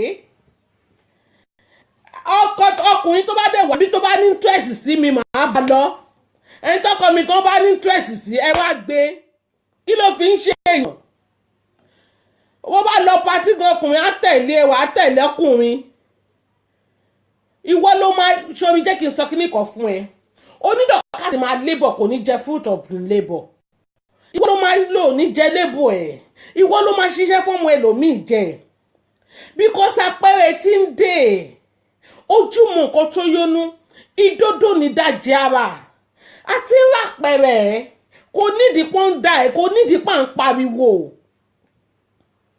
owó ẹ̀ náà ló gbọ́dọ̀ fi ṣera ẹ̀ ìwọ máa ṣiṣẹ́ fọ́mọ ẹlòmíì jẹ sórí oṣù tá a ti ẹ̀ wà yìí oṣù dùnnú ni ipe ọlọ́run sọ pé àwọn kan wọ́n máa ṣiṣẹ́ fún àwa jẹ ni gbogbo ogún wọn ó máa jẹ́ ti tàwa gbogbo ogun wọn, gbogbo ogun tiẹ̀, ìwọ ẹlẹ́ṣẹ̀, ìwọ aláìnígbàgbọ́, ìwọ blessable, ìwọ evil, gbogbo ogun ẹ ó máa jẹ́ ti tèmi, ó máa jẹ́ ti dọ̀kásì, ó máa jẹ́ ti mọ̀mí ẹ sábà, ó máa jẹ́ ti gbogbo àwọn ọmọ ewé pátápátá. Bẹ́ẹ̀ ni mo sọ fún ẹ, nítorí pé kí ni ìkan lára àwọn ọmọ Abraham lèmi ń ṣe. Ọlọ́run dẹ̀ ti dá májẹ̀mú pé gbogbo ká wo òkè kí n wo gbogbo ilẹ̀ bó ṣe gùn lọ. Nítorí pé Abraham jẹ́ bàbá tèmi, gbogbo nǹkan tó wà lórílẹ̀‐èdè alààyè tí tèmi ni, ìwọ ló máa ṣiṣẹ́ fún ọmọ ẹlòmíì jẹ. Bẹ́ẹ̀ ló ṣe máa rí fún ẹ. Ní orúkọ Jésù tó pè é lèmi náà máa pè, nítorí pé Ọlọ́run tèmi ò kí ń sí ń di àbòsí. Ọlọ́run ò kí ń sí ń di àbòsí, ò kí ń pe Ọlọ́run sórí àbòsí, nítorí Ọlọ́run ò lè gbàdúrà ẹ̀. Sọjí, mo like nǹkan tó ń ṣẹlẹ̀ because ìwọ ló ń gégùn fún ara ẹ̀, ó dẹ̀ tún ń gégùn fún àwọn ọmọ tó bí. Mọ̀mí ẹ sábọ̀dù kò gbèrò burúkú síyàn rí, ẹ̀yin lẹ́ ń gbèrò pé kán lọ pa, ẹ̀yin lẹ́ ń gbèrò ọ̀kà, torí ẹ̀ náà lágbára yín ò ṣe ká. Látijọ́ tẹ́ ti ń le ṣé ẹ bá ní, ẹ ò lè bá a. Láti ọdún mélòó tẹ́ ti wà ọdún mẹ́fà kan níjà ẹ ti wà lórí line, tẹ́ ti ń le ṣé ẹ bá ní, ẹ ò lè bá a. Nítorí pé kí ni kò sí ìdí àbòsí, kò sí ìdí ọ̀tẹ̀, kò kí ń ṣe ọlọ́tẹ̀ bíi tiyín, kò kí ń ṣe ìkà bíi tiyín, kò kí ń ṣe agbénipa bíi tiyín. Torí ẹ̀ lè ṣe kí ni, torí ẹ̀ lè ṣe lè bá. Àwọn ọmọ Israel, rántí àwọn ọmọ Israel tí àwọn ọmọ Fáráò sọ pé alágídí ogun ni àwọn, kí ló gbẹ̀yìn wọn? Ọlọ́run pa wọ́n run ti gbòǹgbò, Ọlọ́run dà wọ́n lédè ọ̀rọ̀ wọn ò yẹra wọn. Bẹ́ẹ̀ ló ṣe máa rí fún èèyàn ọmọ ayé, nítorí pé kí ni ẹ jókòó sí ọrùn àwọn ọmọ ewé. Bẹ́ẹ̀ ló ṣe máa rí fún yín, àtolórí yín o, àti kékeré inú yín o. Ó ní every single mother of Mọ̀mí Esabod, every single mother of Polodi, only every single family.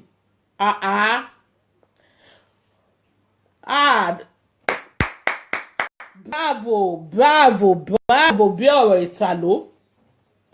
Ó ní gbogbo firstborn wọn máa perish, gbogbo firstborn àwọn ọ̀tá wọn ó máa perish. Ọ̀rọ̀ jáde àṣẹ́gun. Ọlọ́run sọ pé ewé kò ní jábọ́ lára ọ̀gì kóun má mọ̀ sí. Sọjí, ìwọ sọ ni, èmi wá bẹ́ẹ̀ fàṣẹ sí ni o.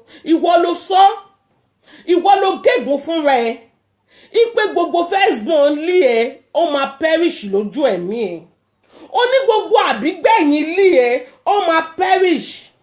Ó wá di dandan. Abẹ́rẹ́ kan ò kí ń kọ wọn aṣọ.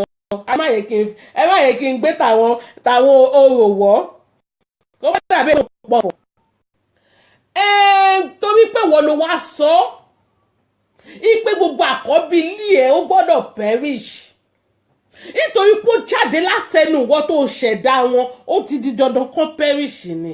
Ó gbọ́dọ̀ jèrè wọn, ó ṣèwọ̀. Ó gbọ́dọ̀ jẹ wọn mọ́, ègún ni fún ẹ. Gbogbo nǹkan tó bá ń dùn lójú ẹ̀mí ẹ kó má bàjẹ́. Gbogbo bó ṣe sọ pé kí ọmọ làkejì àkọ́bí wọn kó perish, gbogbo àkọ́bí ti àbígbẹ̀yìn tiẹ̀ kí gbogbo wọn gan parẹ́ mú ẹ lójú. Àṣẹ ni èmi bẹ́ẹ̀ fàṣẹ sí ni o. Ìwọ ló sọ, ọ̀rọ̀ dẹ̀ ti jáde, àṣẹ dẹ̀ ti bẹ́ẹ̀ gùn. Bẹ́ẹ̀ ló ṣe máa rí, nítorí pé orí social media, ibi tí all over the world, ibi tí àwọn èèyàn pàtàkì wà, àwọn tó jọ nínú, àwọn tó ju ní lọ tó lè ju nínú, ibi tó wà, ibẹ̀ náà ló ti gégùn yẹn. Ibẹ̀ náà lèmi náà dẹ̀ ti bẹ́ẹ̀ sí bó ṣe máa rí fún ẹ tìdílé nìyẹn o ò lè escape ẹ̀ ó ti ṣí ọ̀rọ̀ sọ ọ ní ọ̀rọ̀ la sọ ọ̀rọ̀ náà sọ tó dálẹ̀ ẹ̀fẹ̀ àbí báwo ọ̀rọ̀ la sọ tó kọ́kọ́ dálẹ̀ ẹ̀fẹ̀ ọ̀rọ̀ náà làwọn kan sọ tó fi parun Sọjí ọ̀rọ̀ ni wọ́n sọ tó fi parun tìdílé ọ̀rọ̀ ló sọ lórí social media táyé ẹ fi bàjẹ́ Sọjí ọlọ́wọ́ gbọgbọrọ lówó yọ̀ mi ò wá rí kó máa wẹ̀ nínú àgbo kí bàbá ẹ kó gbójú kó gbóyà kó sọ pé òun lè pe ọlọ́run kọ́lọ́run dáhùn ọlọ́run ò ní gbàdúrà eléyìí Sọjí o ò ní bọ́nú ègún ayérayé yìí Sọjí ègún tó fi sílẹ̀ yìí àrọ́mọdọ́mọ ẹ máa bẹ jẹ́nu ẹ̀ bẹ́ẹ̀ ni àrọ́mọdọ́mọ ẹ ó máa bẹ jẹ́nu ẹ̀ àkọ́bí ilé ẹ̀ ò gbọ́dọ̀ jèrè ẹ̀ ó ṣèwọ̀ àbí gbẹ̀yìn ó di dandan kan parun lójú ẹ̀mí ẹ̀ ìwọ ló sọ o èmi kàn bẹ́ẹ̀ fi àṣẹ sí ni. ó nítorí pé ó ń kọ̀ sí ọmọ ẹ̀ ó ń kọ̀ sí ilé ẹ̀ ẹjọ́ ẹ̀yin tẹ́ wà lórí line mo fẹ́ kẹ́ táìpù ẹ̀ ṣe ti rí ibi tí Dorcas gbé ọmọ lọ ó gbé ọmọ ẹ̀ ṣépè rí ṣe ti rí ibi tí mọ̀mí Esabod tó ti gbé ọmọ ẹ̀ ṣépè because mo máa ń wo show mọ̀mí Esabod and glue papọ̀ ni mọ̀mí Esabod máa ń sọ pé kèrèkèrè lẹ gbé dání àwọn ọmọ yín ò tí ì gbó Dorcas máa ní ẹ má ṣépè fún ọmọ ìwọ wá sọ pé nítorí pé ọkọ̀ sí ẹ ọkọ̀ sí ilé ẹ torí ẹ̀ nìwọ ṣe ń ṣépè fún wọn onítorí pé ń ṣépè fún gbogbo ọwọ́ ọmọ onítorí pé ń ṣépè fún iṣẹ́ ọwọ́ ẹ iṣẹ́ wo ló ń ṣe òun ṣorí burúkú lórí social media òun náà ṣépè fún iṣẹ́ ọwọ́ ẹ ṣíṣẹ́ gidi ló ń ṣe lórí social media ṣèbí ńgbà tó fẹ́ wá sọ́dọ̀ tiwa náà báíbù yìí náà ló fi kó wọn lómi ọbẹ̀ jẹ ara àwọn ètò tẹ̀yìn jẹ́ kó máa ṣépè fún àwọn pásítọ̀ ní àwọn fake pastor wá gbalẹ̀ ayé kan báyìí irọ́ wá ń pa fúnrọ́ kò sí òtítọ́ kan lórí ilé alàyè mọ́ ara wọn náà lélẹ́yìí ọjọ́ gíní ìrọ̀lẹ́ pa bí pẹ́pẹ́ yẹn bá jòkó tán omi ló máa fi ṣe orí yín ò sí ń bẹ̀ ọlọ́run ọmọ ju ọmọ lọ ẹ má ọmọ ju ọmọ lọ mọ́ nà ọmọ pa kò kí ń ṣe irú ẹ̀yìn mẹ́tàlá yín ò lè gbé mi sáré ó ní nítorí pé wọ́n ń ba ṣe owó ẹ̀ jẹ́ iṣẹ́ wo ni wọ́n ń ṣe fún mẹ́sẹ̀ bí ìgbà tó fẹ́ wá sọ́dọ̀ wa náà bó ṣe wá fi búrẹ́dì kó wa lómi ọbẹ̀ ní tó ṣe gbé báìbù wọlé nì who curse mọ̀mí Esabod can curse gbogbo àwọn tó bless ẹ mú ṣàwọn pé ta ló ní wèrè màmá ibo lẹ ti wọ́n ní capital letter sọnù ìyá mi ní ẹ ó mọ̀ pé wúwá ògiri wá ni wọ́n àmọ́ bíi tẹ́lẹ̀ náà tún ti já wà but mama accept you now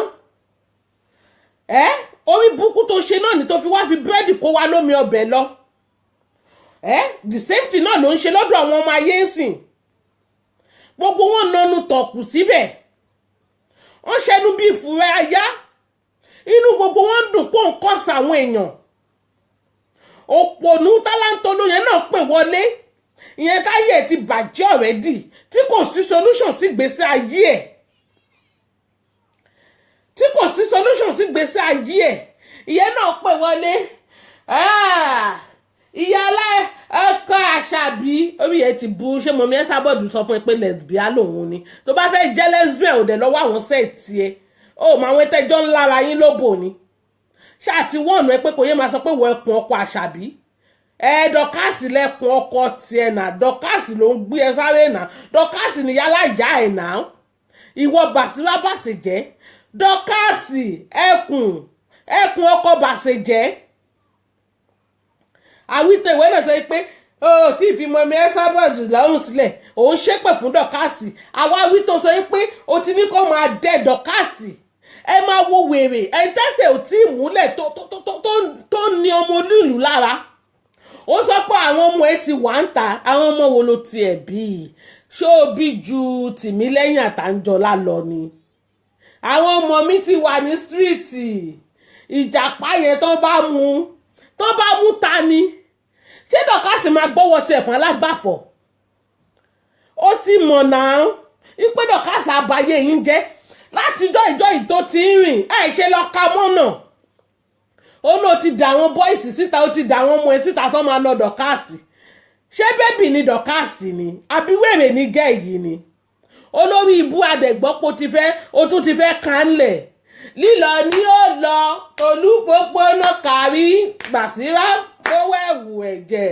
bàṣẹ̀jẹ̀ ó máa lọ náà ni lílọ ló ń kọ́ ìbọ̀ ìbọ̀ yìí wọ́n náwọn ò fẹ́ ní London ó máa lọ ní olórí ibú ọ̀nà tí ń wá káàmpù kan tó fẹ́ kánlẹ̀ lọ ó máa lọ ní sẹ́ẹ̀ eléyìí ó lọ láò gbogbo iná kárí láò bówó ẹ̀wù ẹ̀jẹ̀ láò Bàṣírá bàṣẹ̀jẹ̀ máa lọ ó máa fi London fún ó máa fi sílẹ̀ ni ó máa sá kólóbà wá sá fọ́fọ́tì dọ̀kásì ti jókòó lórí ọ̀rọ̀ ayé ẹ̀ ó ní 2 years owó ẹ̀ tán bá rí inú ẹ̀ fún ẹ kó máa dúpẹ́ ibi tí ọpọlọ ẹ̀ tí ò ti pé ó mọ̀ pé ẹsẹ̀ ò tí ì múlẹ̀ 2 years péré ló ní lọ́wọ́ ó ń tí ẹ ní ti Èkó ìwọ náà ń tirẹ̀ ń ti Ìbàdàn tó yẹ kó lọ ṣiṣẹ́ kó tí nǹkan ọjọ́ ọ̀la àwọn ọmọ tó kó dání òun wá gbajúmọ̀ orí burúkú òun ṣòṣì kiri awítọ̀ wèrè kejì ẹ̀yin tèmi sista Ọmọ́tọ́lá Balógun dọ̀kásì ìyá àjọ ẹjọ́ nítorí Ọlọ́run sista Túnjí Fọláṣadé Ọlátúnjí ẹjọ́ nítorí Ọlọ́run eléyìí confam ni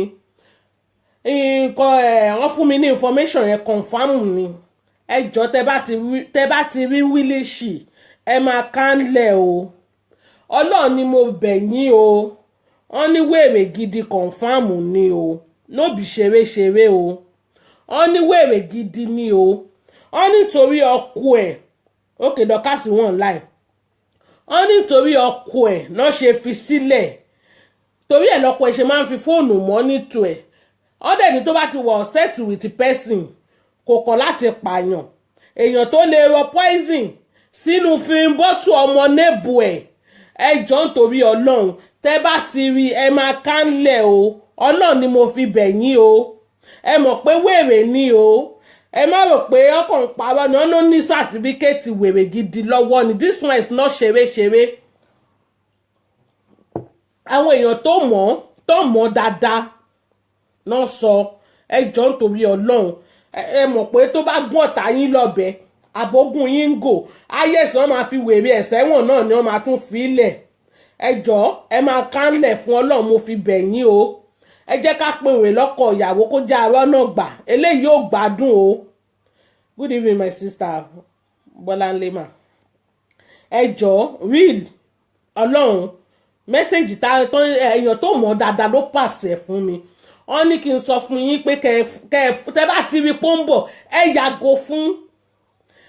yàgò fún correct ni wọ́n ní tó bá ti wà obsessed with the person bí kẹ́niyẹn kú kó kú ni dọ̀kásì etí ẹ̀ mélòó ìwọ ló máa ṣèyí oyin kan sọ́lá títí dọjọ́ alẹ́ o Ọlátúnjí tiẹ̀ jìnnà sí sista Ọmọ́tọ́lá ìyá àjọ mi ẹjọ́ tẹ́ bá ti rí ó wà báyìí ẹ píìkì rèsì ni ẹ má jẹ́ ó ní ẹ̀yìn o ẹjọ́ nítorí Ọlọ́run ẹ̀yìn wèrè ò dẹ̀ dá lára o ẹ̀yin náà rí wọn lórí social media kéèyàn máa sọ pé Jésù mi ò porí ẹ fún kú mi ò porí ẹ fárùn imagine kíyàn máa sọ bẹ́ẹ̀ fún Jésù ṣẹ́yìn ti gbọ́rú àdúrà yẹn rí èmi ò tí ì gbọ́rú àdúrà yẹn rí kí n ní lórúkọ Jésù mi ò porí ẹ fún kú mi ò porí ẹ fárùn ẹ ti mọ̀ pé kànfàmù ni ọ̀wà nọ́mà kànfàmù ni madness wọn eré èèyàn tó ń gbàdúrà tó ń hàn ọ̀dí ẹ jọ ẹ kánlẹ̀ fún wọn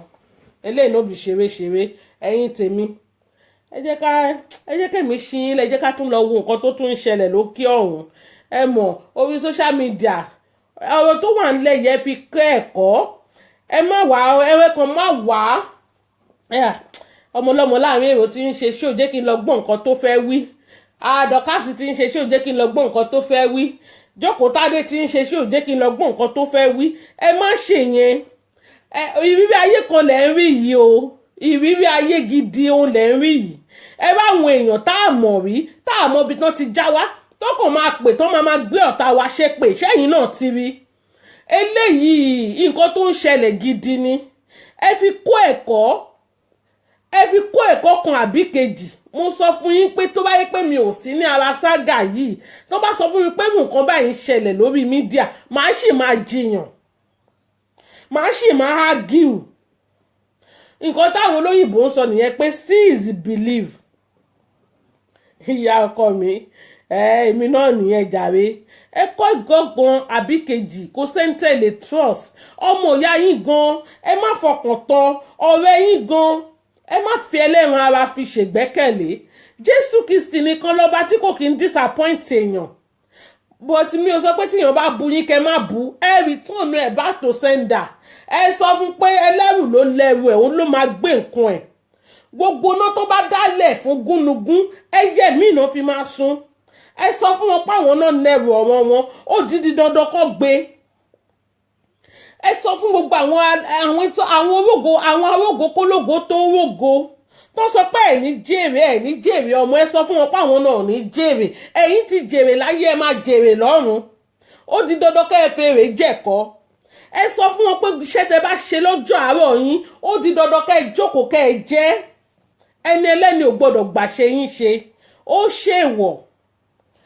Ẹni tó bá gbé yín ṣépè, ẹ gbé ṣépè padà. Eléyìí ti di bẹ́ẹ̀dì ẹ dà mí lógun nù, máa fọ́ lẹ́yìn. Ó ń lọ lórí social media yìí. Bá ṣe ń jèkúrú kó tán, bẹ́ẹ̀ náà ń gbọ́n owó ẹ̀ sáwo. Àròbí Peace ti wà lórí social media. Tolúlọpẹ́ ti rìn lọ bí ìgbóná. Àwọn wèrè méjì kan ló tún ṣẹ́kù bá àwọn àbí mẹ́ta ni wọ́n. Ṣé ti ẹ̀rẹ́ tó díìpù yẹn, a mọ̀ pé yẹn náà ò fi taratara gbádùn. Mi ò ní kó o kú, mi ò pé kó o rùn Jesus, ìyẹn náà ò gbádùn. Àwọn aláwòkù náà lọ kó jáde. Dọ́kàsì tó dẹ̀gbẹ́ wọn lẹ́yìn náà ń fẹyín géje yìí. Ẹ̀yin ò rí pé èèyàn le, èèyàn abìdí yàn. Àwọn èèyàn tamọ́ ti yé. Mo bẹ̀rù yín o. Nǹkan tó lọ́ngàn sọ wípé bẹ̀rù èèyàn ní ẹ̀mẹ́ẹ̀dọ́gbọ̀n kó tó bẹ̀rù òun lẹ́ẹ̀kan. Ẹ̀yin náà rí nǹkan tó ń ṣẹlẹ̀ lórí social media. Ẹ rí nǹkan tó ń go on. Ẹ wo bó ṣe ń gbé ọmọ ọlọ́mọ ṣépè. Wọ́n dẹ̀ ní ọmọ tí wọ́n ń lé. Ẹ wo bó ṣe ń rọ̀jò èpè sórí ọmọ tí kò mọ nǹkan kan. Ẹ wá sọ pé ìṣẹ̀dá ọmọ yẹn gan ò ní fìyà jẹ wọ́n. Ẹni tẹ́ ti jẹ epo ẹ̀, tẹ́ ti jẹ ju ẹ̀.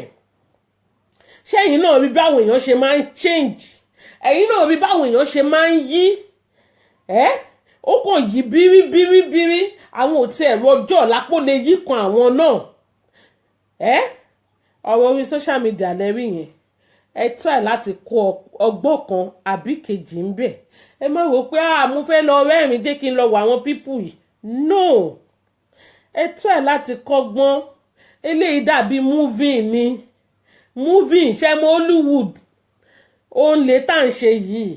Confirm madness lè tó ń ṣẹlẹ̀ yìí. Confirm crazy. Orí social media náà láti pọ́n gbé babaláwo wá. Náà ti lọ gbé àwọn àfáà kà. Àwọn àfáà àtàṣọ wọn máa pọ́n. Náà ti lọ gbé àwọn pásítọ̀ ìkà. Kill and drag.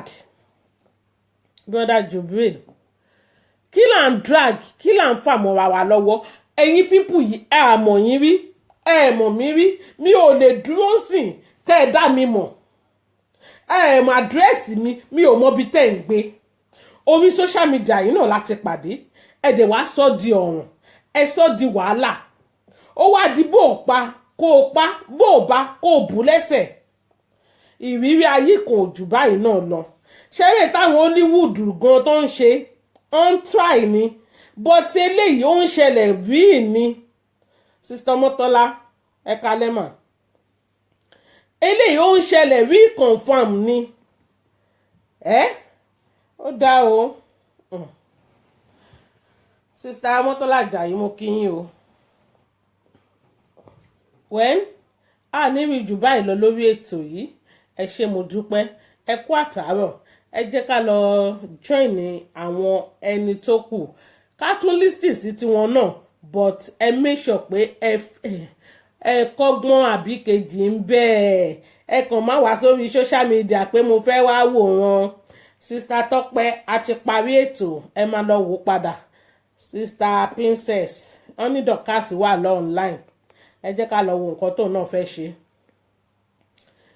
sista Bọ́sẹ̀dé ẹ ṣé mo dúpẹ́ ẹ kú àtàárọ̀ mo appreciate gbogbo yín lórí ètò yìí thank you very much but mo make sure pé tèmi náà tún máa kọ́ yín lọ́gbọ́n lórí ẹni tẹ́ ẹ̀ mọ̀ rí tó ń gbé ọ̀tá àwọn ọmọ yín ṣépè nítorí ọ̀rọ̀ social media ara ẹ̀ nìyẹn o bó ṣe ń dìjà nìyẹn àwọn ẹni bí kan náà dẹ̀ jókòó síbẹ̀ ó ń pè wọlé àwọn náà ń ṣépè ó ń pè wọlé àwọn náà ń gégùn àwọn tí ò mọ bó ṣe bẹ̀rẹ̀ tó ò mọ nǹkan tó fà tí ìjà tó ò lè sọ genesis ibi tọ́rọ̀ yìí ti wọ́ wá. ó dáa o ẹ ṣé mo dúpẹ́ sista Ọmọ́tọ́lá good evening ìsí ìlẹ̀yìn ṣẹ̀ṣẹ̀ dé àti parí ètò jàre ẹ ṣé mo dúpẹ́ a ò ní rí jù báyìí lọ bóyá ẹ̀ẹ̀mejì lọ́sẹ̀ ni màá máa wá sórí line sí torí iṣẹ́ mi ó gba omi àwọn pípù yìí 2018 wọn fi bá wa ṣeré ẹ má bínú iṣẹ́ ilé wa iṣẹ́ náà fi ń ṣe kíni náà fi ń ṣe èmi ò nóko èmi ò nódò mi ò lè jókòó sórí social media kí n máa rojọ́ 3 hours 4 hours 5 hours kí ni mo fẹ́ fi kún ta ló máa bá ń sanwó ní ta ló máa bá ń sanwó ná alájà kan ò sanwó oṣù fún mi o iṣẹ́ ọwọ́ mi ló ń sanwó oṣù fún mi. ó dáa o I love everybody in this platform thank you ìyàwó mi ìyàwó Ìbàdàn ẹ ṣé mo dúpẹ́ o ó dàbọ̀ ẹ jẹ́ ká lọ join anybody tó bá wà ní online this moment ẹ ṣé gan ni mo really appreciate yín good night I love everybody in this platform all on my way for life one love ìyàwó mi ẹ bá ń káwọn ọmọ yín o ẹ bá ń kọ́kọ́ yín náà o ó dàárọ̀.